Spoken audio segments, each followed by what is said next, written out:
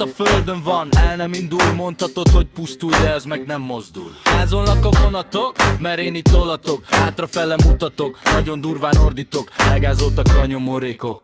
Busz nem is jár, max egy pár. Az is az út melletti árokba áll. A sok utas biza bekakál, ordibál. Sikit meg ilyenek kérdezik, hogy ez mégis, hogy a faszomba történt meg. Talán hazajutsz, talán nem halsz meg, nem megfagysz, mert hideg van, azt várhatsz. Ott állhatsz, halálra fagyhatsz meg. Jön majd az agyfasz, ha megjön. Jön majd a vonat is, felszállnál a bírnál, de nem bírsz, mert a sok nyomoréktól nem férsz, akik szintén hazajutnának élve, de a máv az mondja, hogy még nem.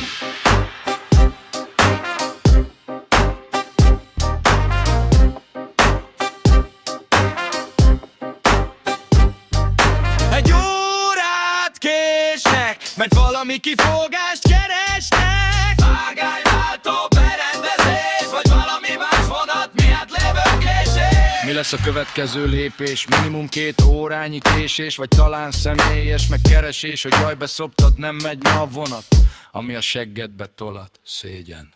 Bezzeg stadion, építese, elmegy a pénz, mert miért nem, de szeretlek. Orbán, nehogy azt hidd, hogy nem tudom, hogy minden pénteken veled fotázok én. Digi-dagi daganat kergeteti a faszomat, ott szalad a kismalac, ellopta az állami adókat, meg a kurva nagy támogatásokat.